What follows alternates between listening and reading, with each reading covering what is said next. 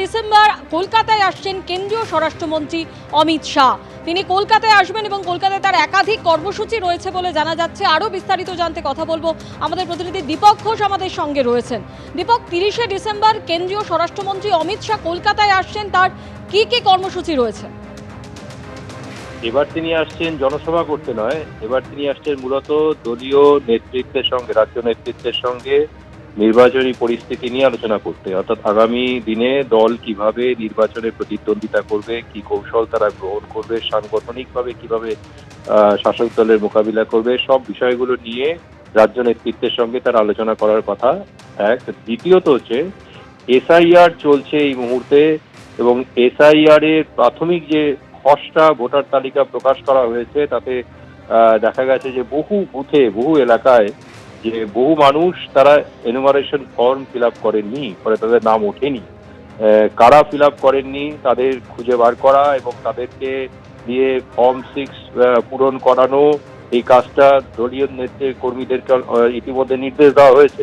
এবং সেই পরিপ্রেক্ষিতে যখন স্ক্রুটিনি শুনানি হচ্ছে, সেই জায়গায় দাঁড়িয়ে দলীয় কর্মীরা কি ভূমিকা পালন করবে, কিভাবে প্রয়োজনের সাহায্যে মানুষের পাশে দাঁড়াতে পারবে, এবং সেই সঙ্গে পাশাপাশি আগামী দিনগুলোতে বুথে বুথে সংগঠন, মণ্ডলে মণ্ডলে সাংগঠনিক প্রস্তুতি এবং জেলা স্তরে, রাজ্য স্তরে কিভাবে সাংগঠনিক প্রস্তুতি করা হবে, কোন কোন বিষয়গুলোর উপরে দল গুরুত্ব দেবে এবং কোন কোন বিষয়গুলোকে প্রচারের মুখ করবে, সবটা নিয়ে একটা প্রাথমিক আলোচনা করার জন্য সম্ভবত তিনি আসছেন কলকাতায়।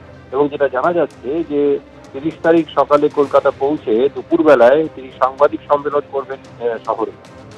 তারপরে বিকেলে দলীয় নেতৃত্বের সঙ্গে বৈঠক হয়েছে। রাজ্য নেতৃত্বের সূত্রে পাওয়া খবর যেটা মনে করা হচ্ছে যে আগামীকাল তার চূড়ান্ত একটা কর্মসূচি তৈরি করা হবে। এখনো পর্যন্ত চূড়ান্ত হয়নি কোনো কর্মসূচি, তবে প্রাথমিক যে কর্মসূচি পাওয়া যাচ্ছে সেটাতে দুপুরে সাংবাদিক সম্মেলনের পরে বিকেলে তিনি রাজ্য নেতৃত্বের সঙ্গে বৈঠকে বসবেন। দীপক, তুমি আমাদের সঙ্গে থাকো। যেমনটা আপনাদের জানাচ্ছিলাম, মিশন 26 নরেন্দ্র মোদীর পর এবার রাজ্যে আসছেন অমিত শাহ। গতকালই আপনারা জানেন প্রধানমন্ত্রী নরেন্দ্র মোদী তার তাহেরপুরে জনসভা ছিল, কিন্তু আবহাওয়ার কারণে তিনি তাহেরপুরে নামতে পারেননি। তিনি এরপরে ভিডিও বার্তা দেন এবং তারপরে এক্স হ্যান্ডেলে পোস্টও করেন। অন্যদিকে ইতিমধ্যেই যেমনটা জানা যাচ্ছে যে কেন্দ্রীয় স্বরাষ্ট্রমন্ত্রী অমিত শাহ এসআইআর এর পর প্রথমবার তিনি রাজ্যে আসছেন। 30শে ডিসেম্বর কলকাতায় আসছেন অমিত শাহ। বিজেপির রাজ্য নেতৃত্বের সঙ্গে বৈঠক করবেন অমিত শাহ, পাশাপাশি ভোট কৌশল নিয়েও বৈঠক করবেন তিনি। আবারও কথা বলবো, আমাদের প্রতিনিধি দীপক ঘোষ এই মুহূর্তে আমাদের সঙ্গে রয়েছেন। দীপকের কাছে আসবো, কিন্তু আপনাদের যেমনটা জানাচ্ছিলাম যে 30শে ডিসেম্বর কলকাতায় আসছেন কেন্দ্রীয় স্বরাষ্ট্রমন্ত্রী অমিত শাহ। তার একাধিক কর্মসূচি রয়েছে, যেমন বিজেপি রাজ্য নেতৃত্বের সঙ্গে তিনি বৈঠক করবেন, অন্যদিকে ভোট কৌশল নিয়েও বৈঠক করবেন অমিত শাহ, এমনটাই খবর।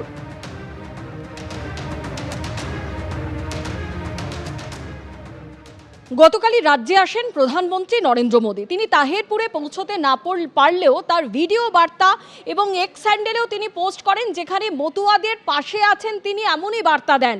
কিন্তু বহু মতুয়া যারা এখনও সিএ সার্টিফিকেট পাননি, তা নিয়ে তারা হতাশায় রয়েছেন, আর জানিয়ে শুরু হয়েছে রাজনৈতিক চর্চা। আমরা তো ভীষণভাবে আতঙ্কিত আছি যে আমাদের ভোট কাটা চলে যাচ্ছে, অনেকেরই ভোট কাটা চলে যাচ্ছে। আমরা তো ভোট দিতে পারবো না। আবহাওয়া খারাপ থাকায় শনিবার মতুয়া অধ্যুষিত নদিয়ার তাহেরপুরের সভায় সশরীরে উপস্থিত হতে পারেননি নরেন্দ্র মোদী। বদলে দিয়েছেন অডিও বার্তা। শ্রী হরিচাঁদ ঠাকুর ने हमें कर्म का मर्म दिखाया। পরে এক্স হ্যান্ডেলে মতুয়াদের প্রতিশ্রুতিও দিয়েছেন প্রধানমন্ত্রী। লিখেছেন, আমি প্রত্যেক মতুয়া ও নমশূদ্র পরিবারকে প্রতিশ্রুতি দিচ্ছি যে আমরা সর্বদা তাদের পাশে থাকব। তারা তৃণমূল কংগ্রেসের দয়ার উপর নির্ভরশীল নয়। আমাদের সরকার যে সিএএ এনেছে তাতে মতুয়াদের সসম্মানে ভারতের বসবাসের অধিকার দেওয়া হয়েছে।